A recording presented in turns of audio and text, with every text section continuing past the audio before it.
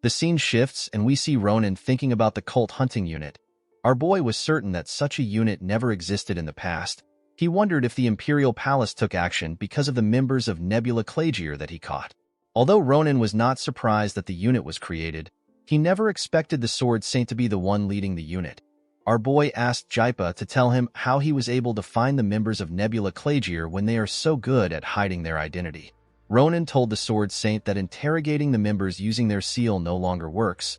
Jaipa was surprised to see that our boy knew about this. He never expected Ronan to have such a high-level information. He asked our boy if Nabirose was the one who told him about it.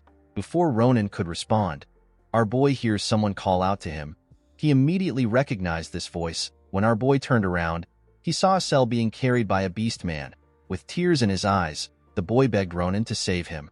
Ver informed his commander that he caught a cell while he was suspiciously roaming around. He asked his commander if he can get rid of the boy. He explained to his commander that a cell has been crying without rest. With a shaky tone in his voice, a cell reminded the beast man that he told him that he was looking for his friend. The boy begged Ver to not eat him alive.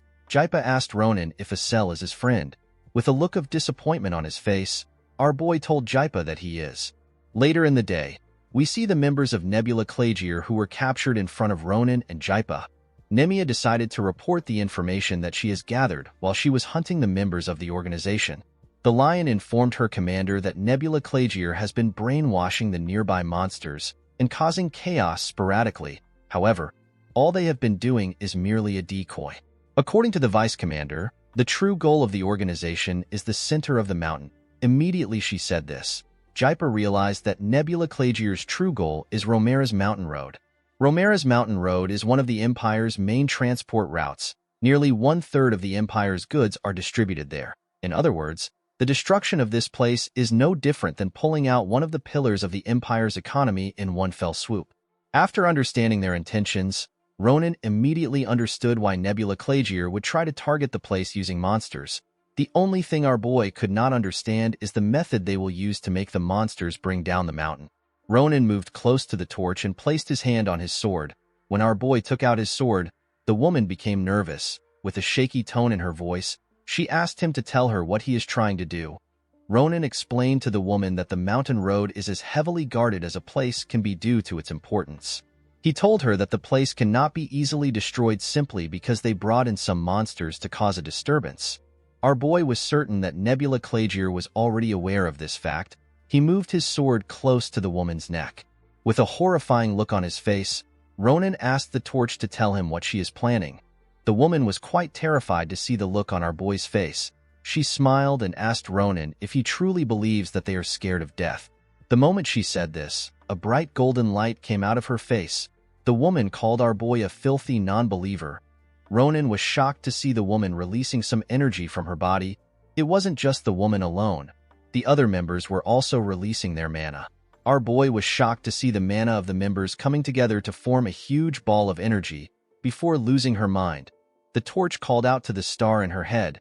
She begged the star to forgive her for failing to fulfill her calling.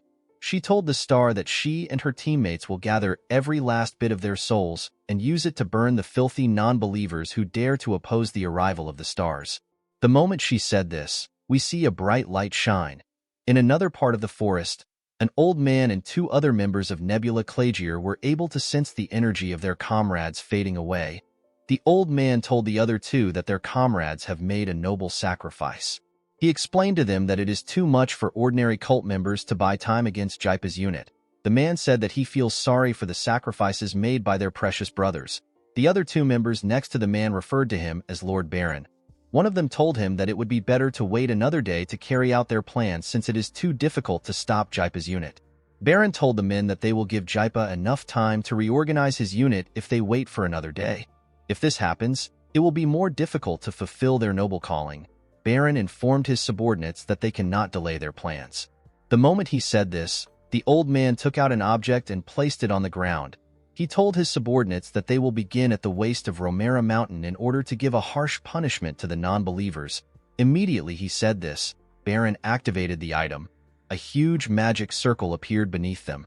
According to the old man, this detonator is a masterpiece crafted by the great inventor Lord Alabrige. the man personally inscribed 30 layers of magic into it. After absorbing mana from the ley lines, the 30-layer amplification spell will act as a detonator and obliterate the surrounding area. Baron informed his subordinates that they need to protect the device from their enemies until it has absorbed mana. The old man told the men that their enemies will sense the abnormality that will occur in the mana flow. The two men assured their lord that they will carry out his orders. The man with beards is the previous commander of the Sir Knight Order. His name is Evan. The other man is the previous chief mage of the Green Magic Tower. His name is Blewa. Evan told Baron that he heard that he will be taking over their deceased branch leader after the mission is over. The deceased branch leader is Brigia. Evan asked the old man if he has received the blessing. With a smile on his face, Baron informed the man that he has received the blessing. He explained to him that people normally receive the blessing after being officially appointed. However, since their mission requires the blessing to protect oneself from the explosion, the leader granted the power to Baron. The old man explained to his subordinates that he cannot yet compare his power to that of Brigia. He assured them that with his blessing he can take care of any variable that arises regardless of its difficulty. The moment he said this, Baron sensed something coming towards him. The old man quickly turned around and activated a spell. The spell created a shield that blocked the attack. Although he managed to block the attack, it still destroyed some parts of the surroundings. Baron informed the person in front of him that he is surprised.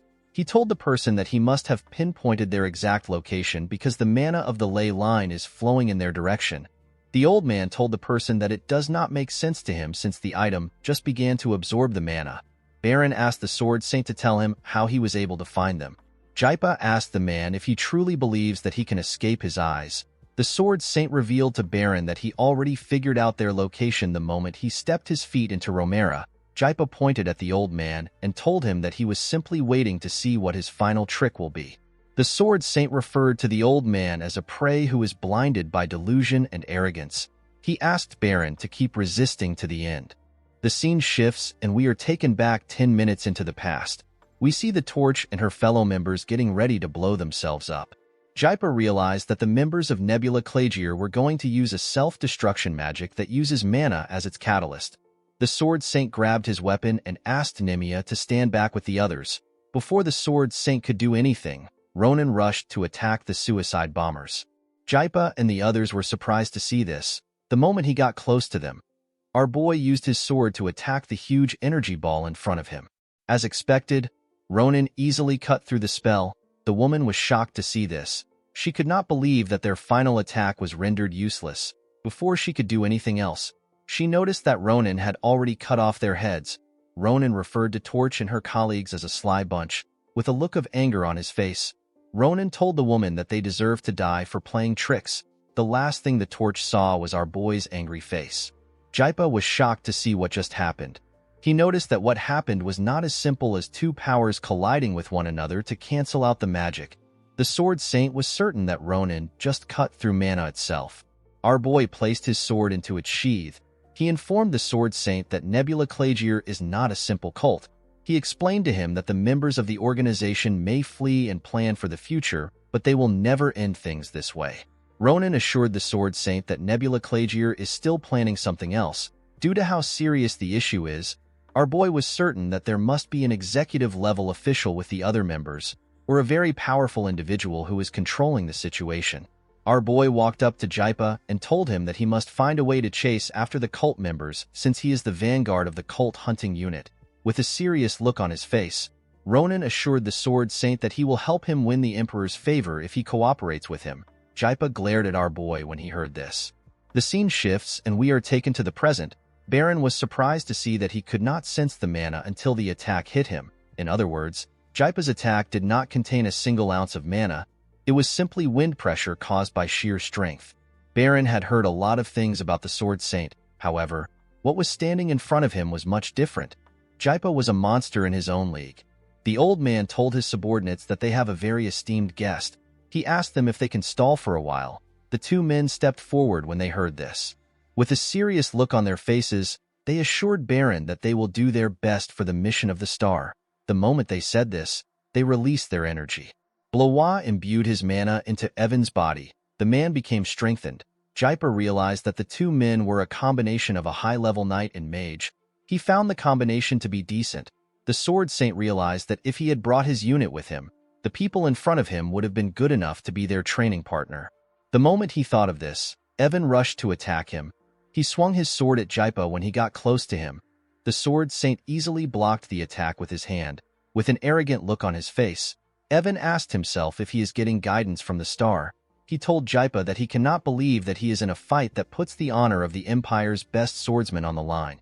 The man told Jaipa that there is no greater honor for him as a fellow warrior. The moment he said this, Evan began to attack the Sword Saint more fiercely. With an insane smile on his face, Evan asked the Sword Saint to show him the skills of the strongest. The Sword Saint simply stared at the man while he blocked his attacks. Evan swung his sword with more strength and told Jaipa that he will have the honor of standing with some people if he is able to defeat him. The moment he said this, the Sword Saint broke his sword. He crushed the idiot's sword with his bare hand. Evan could not comprehend what he was seeing. Jaipa asked the idiot if he called this fight a fight with his honor on the line. The Sword Saint could not believe that someone who relies on an evil power would have the guts to spout such nonsense. Before Evan could even take a step, Jaipa used his hand to take off his head at a frightening speed. With a serious look on his face, the Sword Saint asked the idiot to not taint a warrior's honor. Blois was shocked to see what happened to his partner. He immediately realized that he was next. Before the man could put up a mana shield, Jaipa swung his hand and tore his body in half. Before the attack could hit him, Baron used his shield to protect himself. The Sword Saint raised his leg up and used it to hit the shield. The shield did not break, however. It got pressed to the ground. While his leg was on the shield, Jaipa noticed that he recognized Baron. He asked the man if he has been hiding in the fanatic cult all this time. The Sword Saint reminded the man that he is a fugitive wanted for the death of thousands of residents of a western village called Athen, where he conducted a black magic experiment decades ago before vanishing without a trace. Jaipa referred to the old man as Athen's bloodshed baron. The insane man smiled when he heard this. He told Jaipa that it is an honor for him that he remembered his name. He explained to the Sword Saint that it has been a long time since he abandoned the disgrace of the past. He explained to the Sword Saint that he is currently a devotee of the star. Jaipa told the man that he does not care. The moment he said this, he broke Baron's shield. The Sword Saint informed the man that the side he is on is irrelevant to him. He told Baron that it does not change the fact that he is a target for extermination. The moment he said this, Jaipa stretched out his hand. Before the Sword Saint's claw could touch Baron, he smiled and released his blessing of the star. The blessing pushed Jaipa back. The Sword Saint was surprised to see the mana in the air. Baron informed Jaipa that he never expected the men which he carefully selected to not be able to stop him for a moment. The man told Jaipa that he now understands how important his title is. With a terrifying look in his eyes, Baron told the Sword Saint that even he will not be able to break through this grand authority granted by the star. While laughing like an insane man, Baron informed the Sword Saint that he is nothing but a mere mortal crawling under the stars. While the man was talking, Jaipa took a look at his hand. Baron raised his hand and asked Jaipa to tell him how he feels now that he has witnessed the greatness of the star for the first time. He told the Sword Saint that he is truly curious about his opinion. Jaipa grabbed his weapon and told the man that he is simply a joke. The Sword Saint told Baron that he is still trapped in empty illusions even while they are setting each other's lives on fire. Baron was surprised to hear this. While releasing a ridiculous amount of murderous aura, Jaipa informed the man that he will kill him for this reason. With a horrifying look on his face, the Sword Saint referred to Baron as a prey who has been blinded by delusion. Guys, we have come to the end of our video. If you guys want more of this recap, let me know in the comments section. Don't forget to like and smash that subscribe button for more recaps. See you guys later.